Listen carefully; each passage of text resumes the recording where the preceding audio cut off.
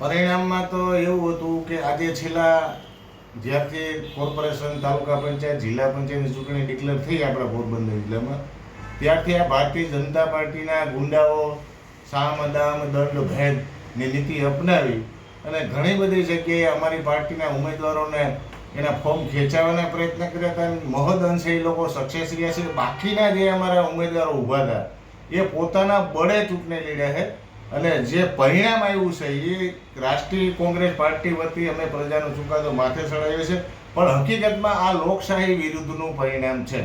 પોરબંદરની જનતાને અમે કહેવા માંગીએ છીએ કે ભાઈ તમે અમારો વિપક્ષ તરીકેનો જે તમારા જે પ્રાણ પ્રશ્નો હતા, સિટીની અંદર નગરપાલિકાની અંદર સફાઈનો હોય, પાણીના પ્રશ્નો હોય, ઇલેક્ટ્રિસિટીના હોય કે અન્ય કોઈ પણ પ્રશ્નો હોય, તેના લડવા માટે અમે તો તમારી સામે આવ્યા હતા. તમારા માટે અમારી લડવાની તૈયારી હતી અને છેલ્લા 6 મહિનાથી અમે પોરબંદર સિટીની અંદર દરેક વોર્ડ હોય, દરેક વિસ્તારની અંદર અમે તમારા પ્રશ્નોને લઈ અને એ અનેક પ્રકારે અમે રજૂઆતો કરેલા છે, આંદોલનો કરે છે, પણ ખબર નહીં આ પોરબંદરની જનતાને કોંગ્રેસને મત દેવાને બદલે ભારતીય જનતા પાર્ટીને એકતરફી પરિણામ કેમ આવ્યું છે આ તો અમે પણ નથી સમજી શકતા. પણ હું પ્રજાને એક રિક્વેસ્ટ કરું છું કે તમારો જે વિપક્ષ તરીકેનો જે અધિકાર હતો એ તમે ખોઈ નાખ્યો છે.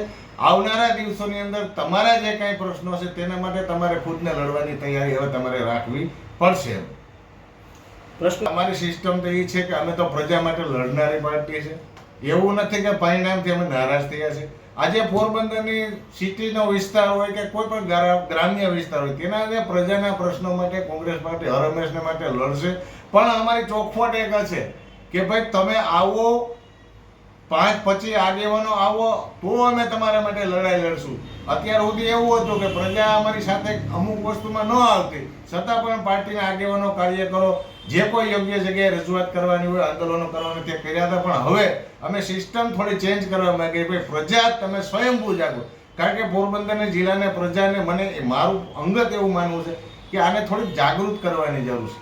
કોઈ પણના હાવભાવમાં કે સંબંધમાં કે જે કાંઈ હોય એમાં આવી ગયા છે, એના માટે બહાર કાઢવા માટે અમે પોરબંદરની જનતાને અપીલ કરશે કે હવે તમે બજારમાં આવશો એટલે અમે તમારી સાથે 100% લડોશું. તમારી જે કાંઈ લડાઈ હશે, જે કાંઈ પરિસ્થિતિ નિર્માણ થાય તેના માટે લડવા માટે કોંગ્રેસ પાર્ટી તૈયાર છે.